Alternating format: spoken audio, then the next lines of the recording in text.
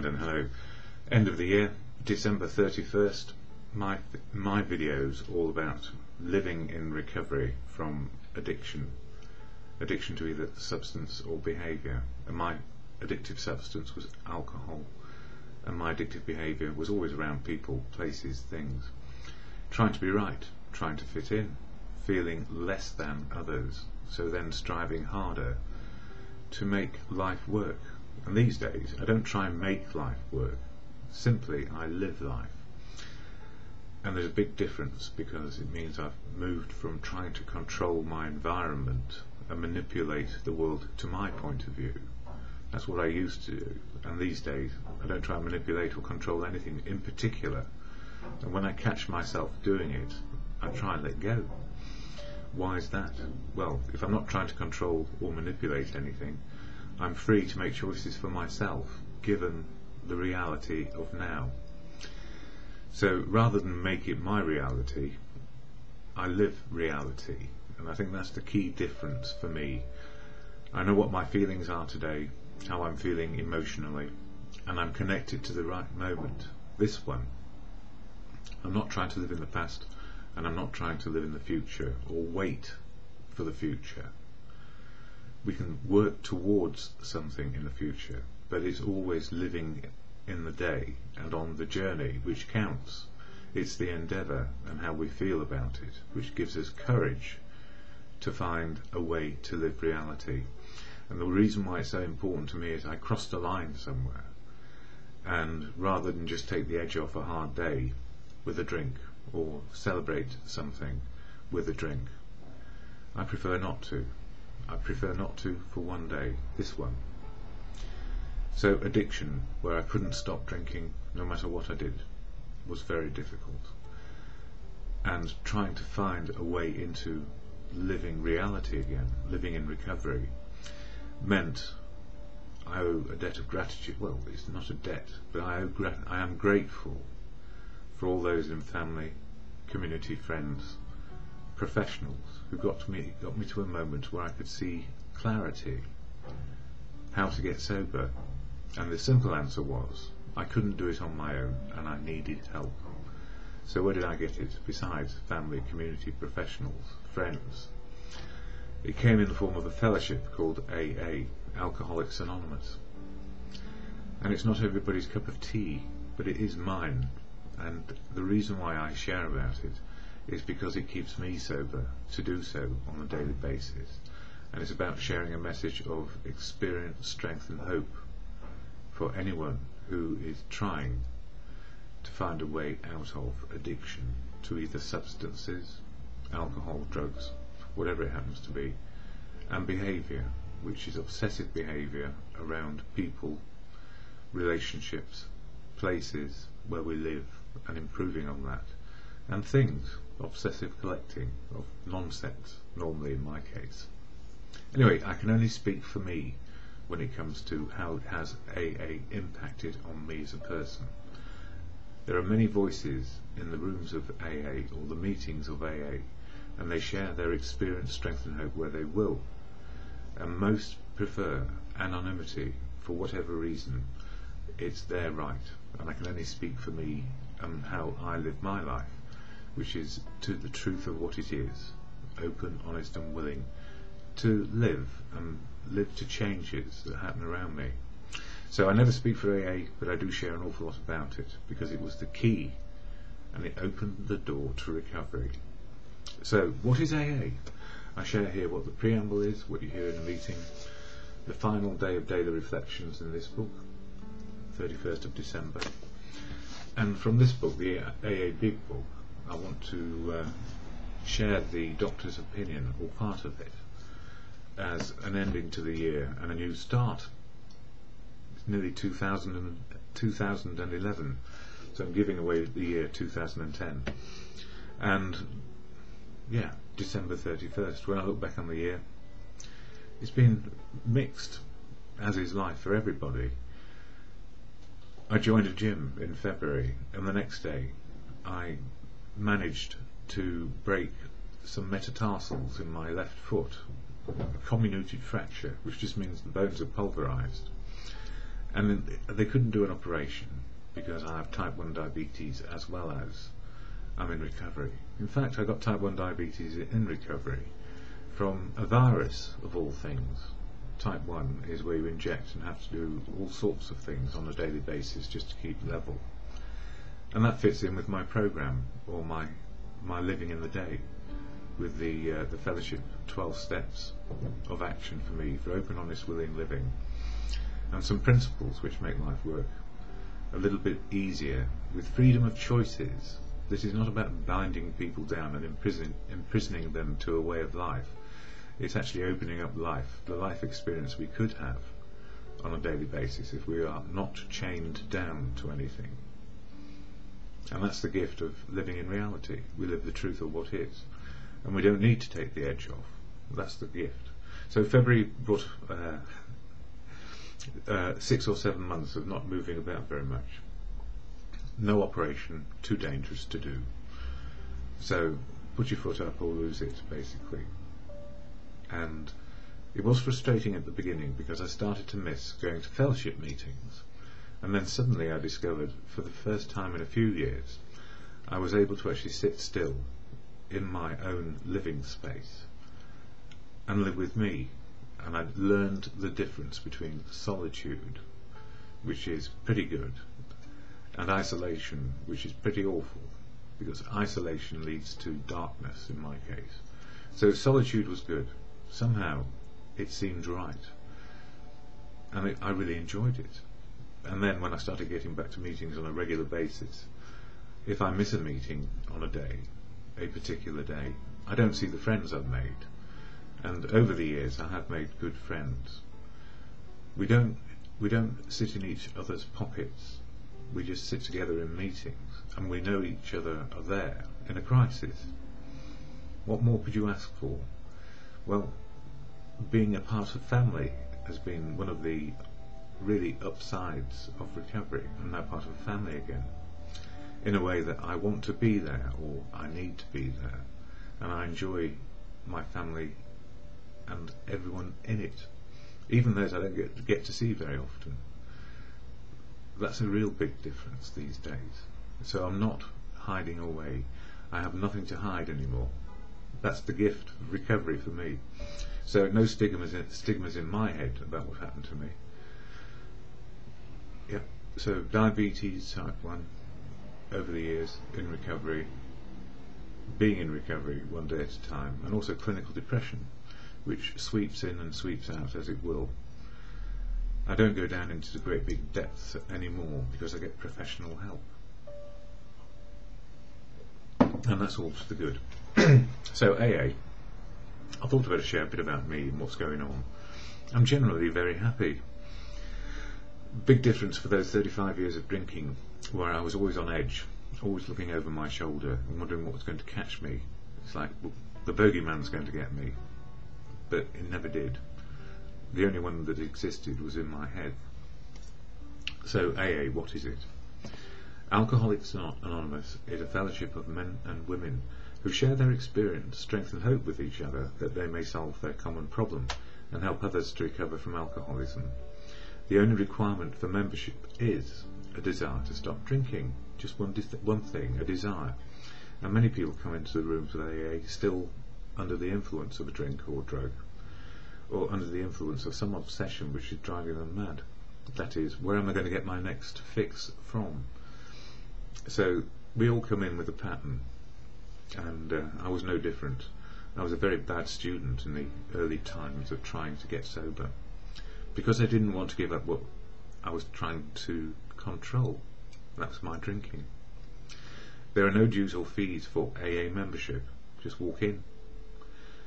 We are self-supporting through our own contributions. If you have a few pennies to spare to help cover rent, because we do it as a group and not as an individual, then please put a few pennies in. AA is not allied with any sect, denomination, politics, organisation or institution, but everybody in it is allied to something. But we only go to AA for sobriety. AA, that's right, does not wish to engage in any controversy. We do have arguments from time to time because we're human. And we also like to work as a group.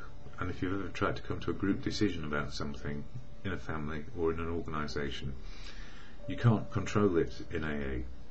People are free to share as they see it, so it takes an awful long time for us to agree on anything except a desire to stop drinking. Our primary purpose is to stay sober and help other alcoholics to achieve sobriety. And you know what? We are an argumentative lot because we've got our voice back. You know, for many years, many of us had no voice because we just drank our lives away. And in the drinking of lives away, there may have been a lot of joyous times and a lot of sad times, but they were always, I suppose, we lent on booze all the way through to get our experiences of feeling. And the weird thing is, when we get to the rooms of AA, our feelings come back, not to haunt us, but to actually be a part of our daily living. So in early recovery, our feelings are all over the place. Anger, resentment, joy, sad. We can flip from one to another in moments because we're still jumbled up. We don't know what we're feeling really, except that we are agitated beyond belief.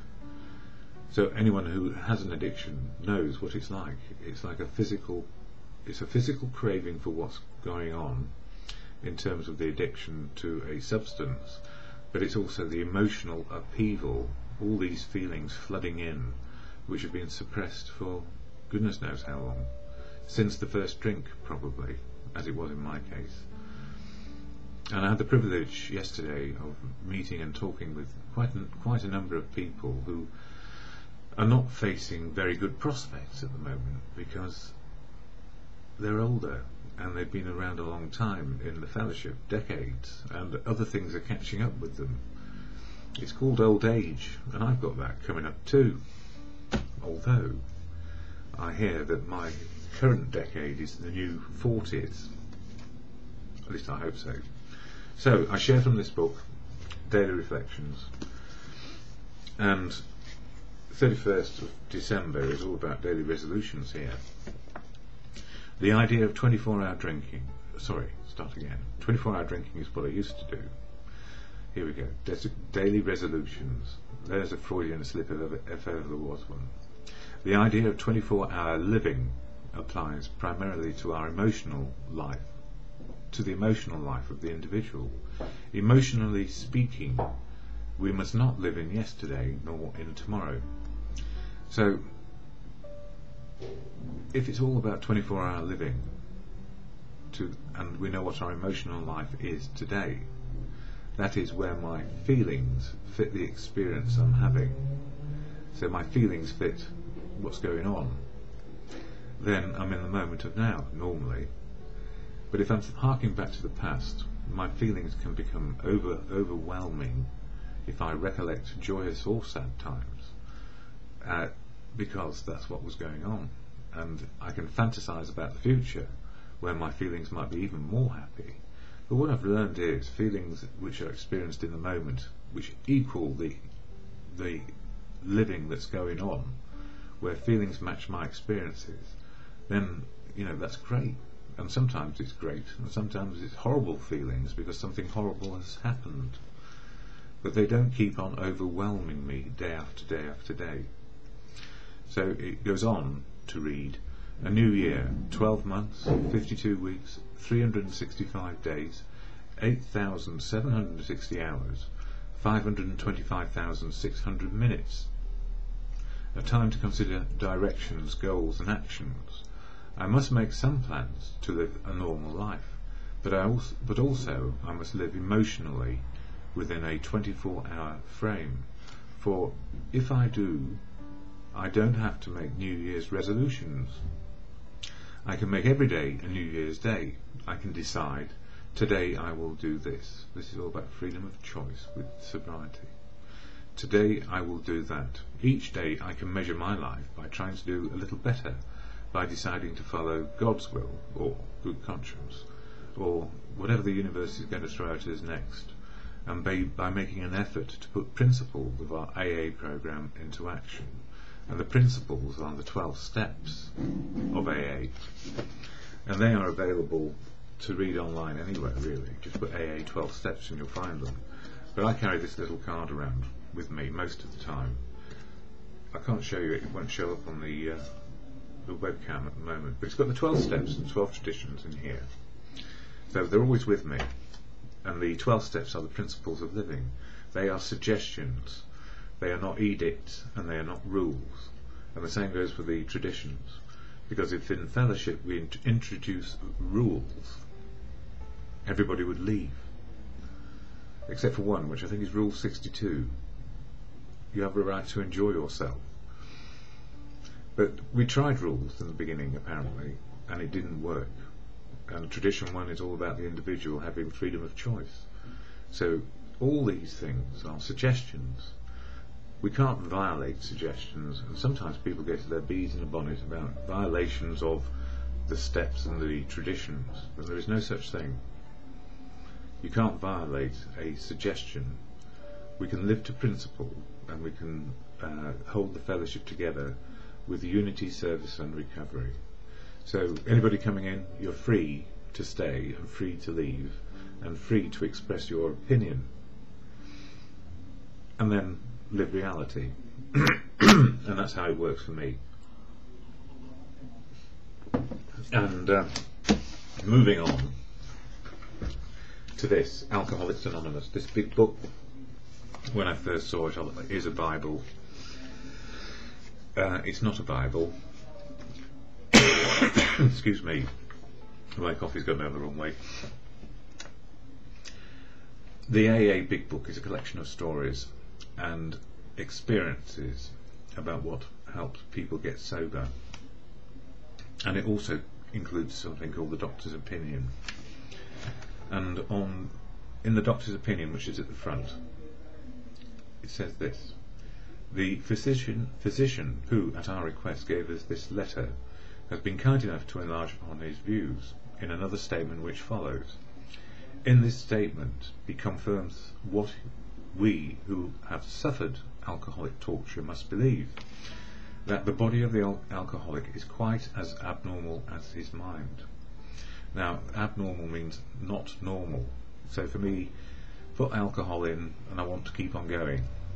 That's quite abnormal. And emotionally, trying to give up alcohol was as hard as anything. It wasn't a normal experience for me.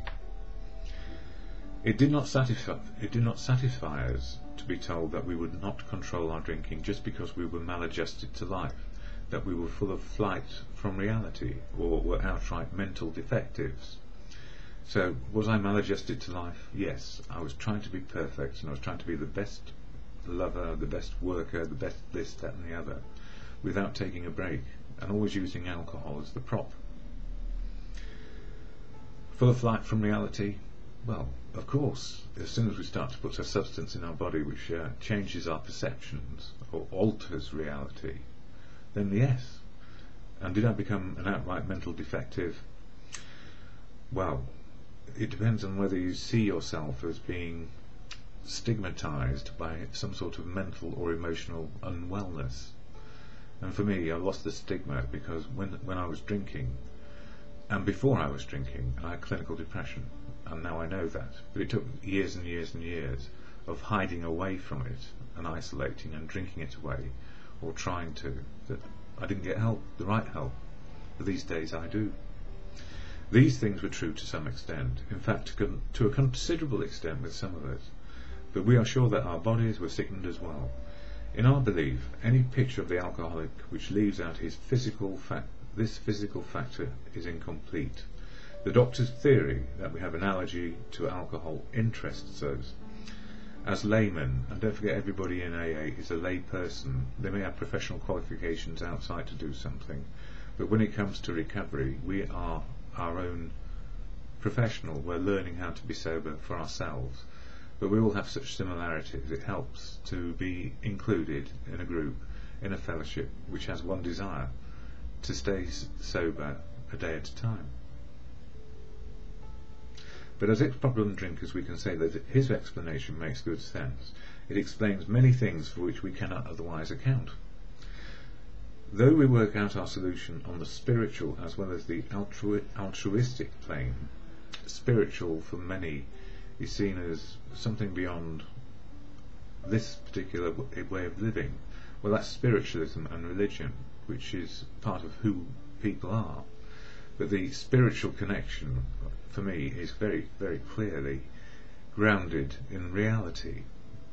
And when a religious person, an Archbishop of Canterbury, was asked, what is spiritual? He said, it's the ability to cope with now, reality, life as it is.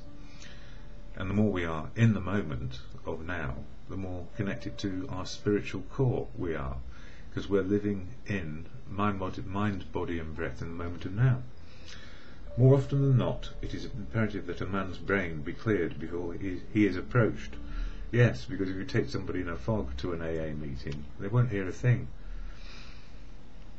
As he has a better chance of understanding and accepting what we have to offer.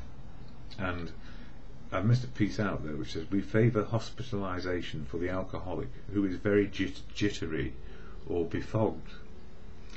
So anybody in that boat where you're just 24 hours away from a drink and you're jittery and befogged, and other substance users call it rattling, because everything is jangling from head to foot. Nothing is scratchy, and then it becomes painful and it's awful. So some of us did need hospitalisation, or just simply to be taken to hospital to be saved from dying, as in my case. And it's a shock. It's a big shock when the world looks at you as if you're crazy, and then you really discover you are crazy. Or in my case, I was crazy. I was mad as a hatter, argumentative beyond belief. Anyway, the doctor writes, the subject presented in this book seems to me to be of paramount importance to those afflicted with alcoholic addiction. I say this after many years of experience as medical director of one of the oldest hospitals in the country treating alcoholic and drug addiction. There was, therefore, a sense of real satisfaction when I was asked to contribute a few words on a subject which is covered in such masterly detail in these pages. This one, from those who suffer. We doctors have realised for a long time that some form of moral psychology was of urgent importance to alcoholics, but its application presented difficulties beyond our conception. What with our ultra-modern standards, our scientific approach to everything, we are perhaps not well equipped to apply the powers of good that lie outside our synthetic knowledge. Many years ago, one of the heading contributors to this book came under our care in this hospital, and while here he acquired some ideas which he put into practical applications at once. Later he requested the privilege of being allowed to tell his story to other patients here, and with some misgiving we consented. My posts arrived. The cases we have followed through, The cases we have followed through have been most interesting. In fact, many of them are amazing. The unselfishness of these men, as we have come to know them, the entire absence of profit motive, and their community spirit is indeed inspiring to one who has laboured long and wearily in this alcoholic field. They believe in themselves, and still more in the power which pulls chronic alcoholics back from the gates of death. Of course, an alcoholic ought to be freed from his physical craving for liquor, and this often requires a definite hospital procedure before psychological measures can be of maximum benefit. And the last time I read this bit out was on the 17th of October 2009.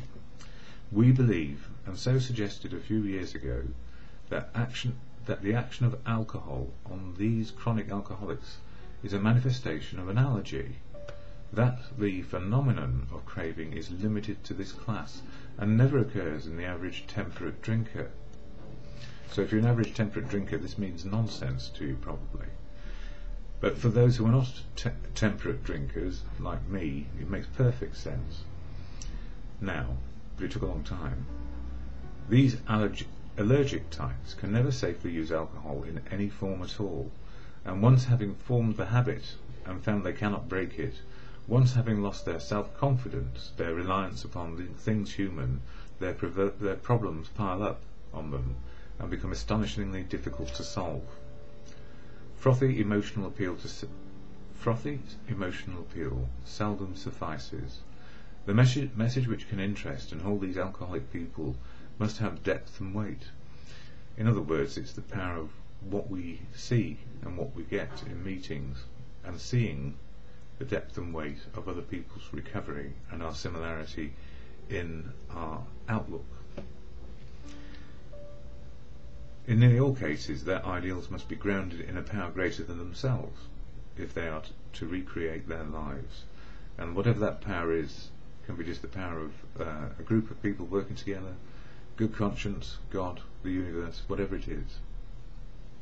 If any feel that as psychiatrists directing a hospital for alcoholics we appear somewhat sentimental, let them stand with us a while on the firing line.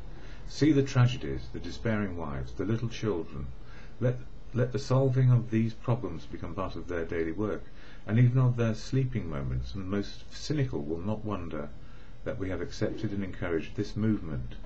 We feel after many years of experience that we have nothing which has contributed more to the rehabilitation of these men than the altruistic movement now growing up among them. That's AA. Men and women drink essentially because they like the effect produced by alcohol. And when you go to AA, it's the opposite. We don't want to go to AA because we like the effect, and then it's taken us over. The sensation is so elusive that, while they admit it is injurious, they cannot after a time differentiate the true from the false. To them, their alcoholic life seems the only normal one. They are restless, irritable and discontented unless they can again experience the sense of ease and comfort which comes at once by taking a few drinks which they see others taking with impunity. After they have succumbed to the desire again, as so many do, and the phenomenon of craving develops, they pass through the well-known stages of a spree, emerging remorseful, with a firm resolution not to drink again. This is repeated over and over, and unless this person can experience an entire psychic change, there is very little hope of his recovery. Oh, and you know what, I was looking for a great big spiritual flash, a bright light in the sky, and it didn't happen. I've had an emotional, educational, spiritual experience which starts every single morning with a little change in me, which is, I'm still alive. What am I going to do next? Rather than, oh no, I'm still alive. Or worse, I've taken a drink and I'm dead. I wouldn't know that, would I? But it's this thing of the psychic change, what tips us into courage, faith and confidence on a daily basis is what sobriety offers through AA. Freedom of choice, seeing reality and being in the moment. And that psychic change of being in the moment, letting go all the history which has really disturbed us, or we've been fixing for a long time, where we cannot stop repeating old behaviour, into being in the moment of now, where we live one moment at a time, or one day at a time, is what the fellowship offers. And that's true freedom, the truth of now. And that's what's spiritual. So my psychic spiritual experience is always, it's been going on all the time I've been alive. But I just didn't understand that. So the psychic change is reality, truth of now, the ability to cope with now. And that's what fellowship gives me on a daily basis. So, finally, end of year, I have good wishes all round, and it's about being able to love people, be loved back, and useful in whatever we do, at work, in family, community, however it is, and in fellowship. A gentle new year. And always I finish with the serenity prayer to God, good conscience, the universe, as you understand it. It is your personal view that counts for you to make the psychic change into being able to live life today. God, grant me the serenity to accept the things I cannot change, courage to change the things I can, and the wisdom to know the difference, for me, is always just for today.